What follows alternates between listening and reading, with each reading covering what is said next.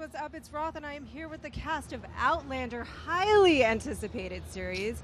First and foremost, what has it been like for you guys to be here at Comic-Con? Have you run into fans yet? What's the experience been?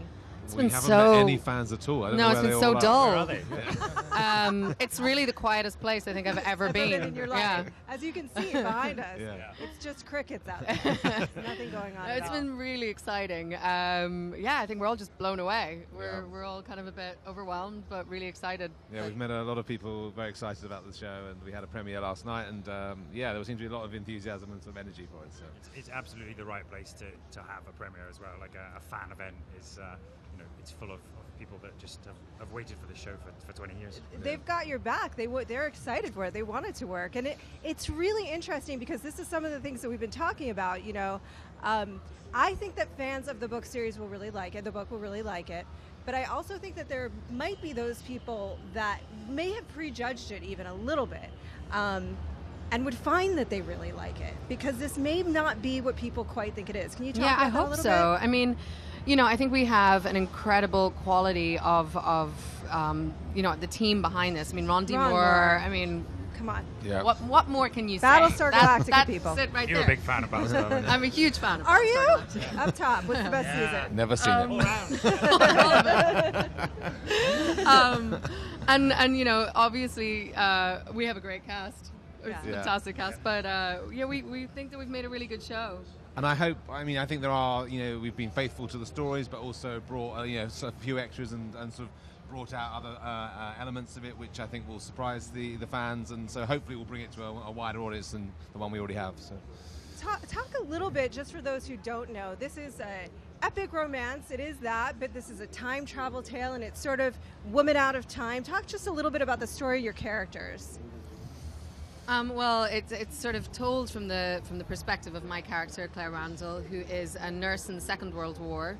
And right after the end of the war, her and her husband, Frank Randall, they traveled to Scotland to try and rekindle their romance and put their marriage back together. And she goes to a standing stone circle and gets transported back 200 years in time. As you do. As you do. And she kind of becomes caught up in this battle between Highlanders and Redcoats, and very quickly, people think she's a spy. They don't quite know what she is, so she's to figure out very quickly how she's going to survive in this time, and that's where she meets this fine gentleman. She gets taken on board by the Mackenzie clan, and I play Jamie Fraser, who's in part of this clan, and we're sort of forced into this marriage without knowing each other to protect her from this man who because actually you play two characters. Yes, so the fourth character in the sort of mix is the kind of villain of the piece, who is Black Jack Randall, who is the ancestor of Frank, who I play in the sort of earlier section of the piece, and he's the sort of he's the darkness in some of the lights.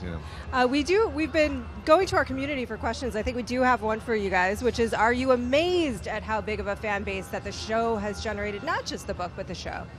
One word, yes. Yeah. I think we're it's Diana started writing these books in 92, I think. She sold over 25 million of them. She has this huge fan base, and we're just really thrilled that they've sort of transferred their love of the books and of her over to our show, and we hope that they'll be pleased and they love it. Yeah. And I mean, the biggest shout of the night last night was when we were all introduced was for Diana. So there's no doubt of who the sort of the star of this whole event is.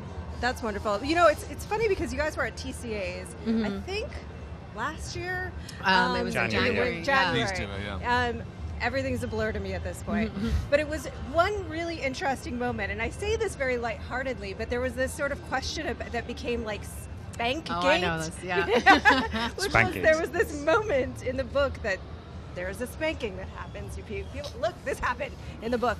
And it was really fascinating to me because it felt like, okay, this is an important thing for the fans of the books to see, but it's a delicate trajectory for Ron Moore to dance to make it also work for what he's creating in the series. Talk a little bit about how he's managed that balance, not just in that moment, Spankgate, but beyond. I think he's, we're basically stuck very closely to the books.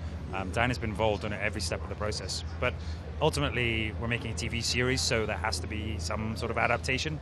And Ron has expanded on Diana's world. I mean, she's got this great world of 8 books that she's written. But yeah, so there's definitely stuff in there that the fans won't know.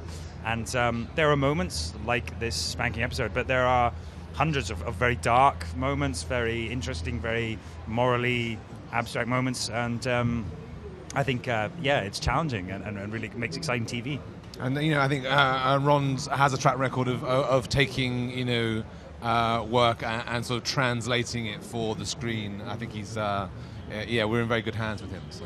He's also really able to ground things. One of the things that I enjoyed in the pilot was, and may sound a little odd, was just how dirty it was in Scotland. That's good. I thought this is great because they would just be filthy it gets animals dirtier. running around. Because it was quite dirty. Yeah. It's quite dirty, right? Talk a little bit about how you take this idea of this sort of epic time-traveling romance and really ground it, not just in the physicality, but in your work.